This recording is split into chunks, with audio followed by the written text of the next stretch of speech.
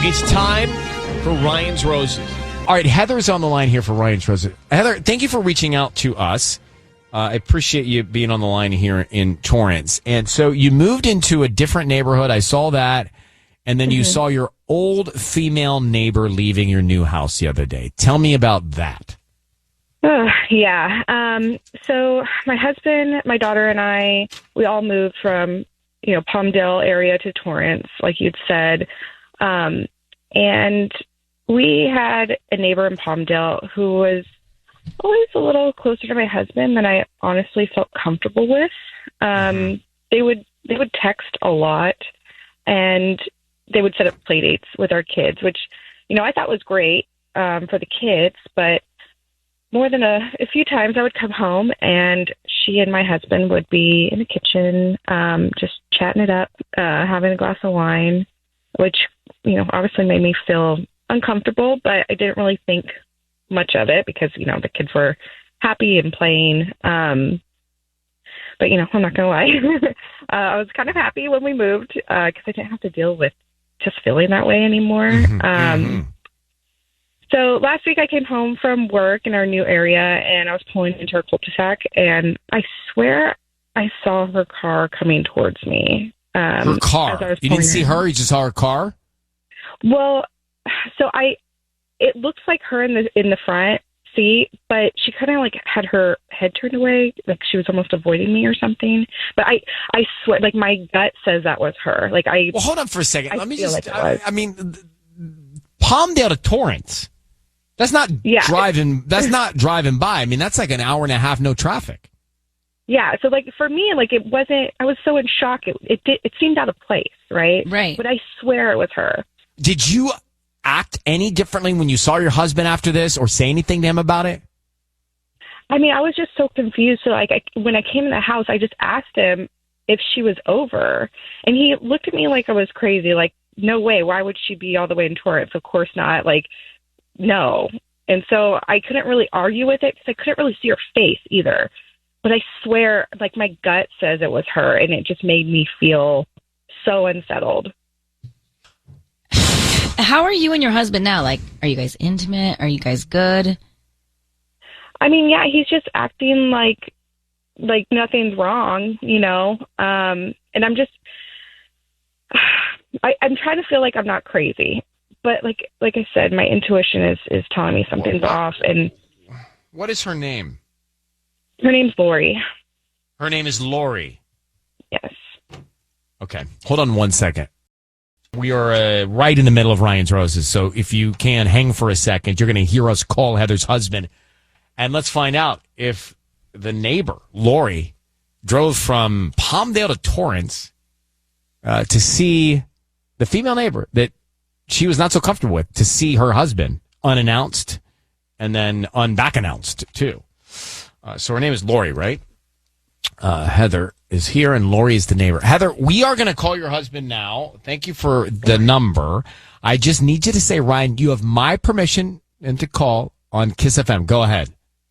Ryan, you have my permission to call on Kiss FM. Okay, here we go. Good luck.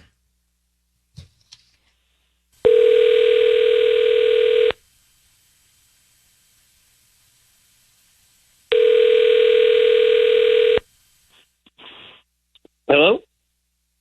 Can I speak to Spence? Yes, this is Spence. Hi, my name is Tracy. I'm calling from the Enchanted Florist in Torrance. How you doing? Good. How are you? I'm good, thank you. We're actually calling because we're offering local residents a promotion today. It's a free dozen red roses that you can send to anybody that you'd like. They're absolutely free. Is that something you'd be interested in? You can send them to anybody. I don't need cash from you or credit card info or anything like that. Just the name of the person you want to send them to? And we can put a note on there? Am I understanding this right? They're free? I've won free roses? It's a free dozen, yes. Okay, and you guys are in Torrance? Yeah, the Torrance Promenade. So how did you guys get my number? You may have purchased something online in the past 18 months and selected to receive promotional offers from local vendors, and that's how we get our list in our database. Oh, okay, because we just moved to Torrance recently, so it's just weird that I would already be on your list. Well, Congratulations. Okay. Yeah, sure. So it's the Torrance area. So who would you want to send them to? We can just start with a note. Does it have to be in the Torrance area? No, it doesn't have to be. We actually deliver all over LA and parts of Orange County as well. Okay, so do you deliver to Antelope Valley? I could. Okay. All right. Well, sure. If it'll go to Antelope Valley, then hold on. Let me get the address here. Well, why don't we just start with a note? Who would you want to send them to? Her name is Lori. Lori. Lori. And what do you want to put in the note? Oh gosh. Put until no. Put I. Hold on. Let's just put love spent. Just simple. Okay. Love. Spence, yeah. Your voice is being broadcast on the radio. My name is Ryan. Sissany and Tanya are here. We're also on the line with your wife, Heather.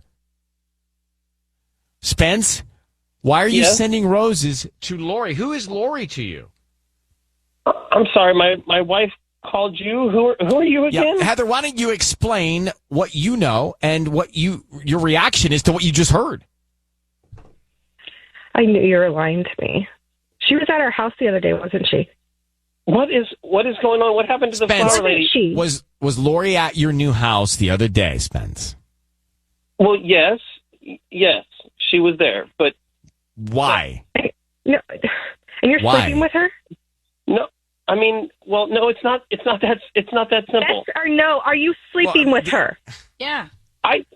I'll we can talk about this later. Well, Spence, it's a yes if you're not saying no. So you're cheating on your wife with your old neighbor. She came to your new house? Wow.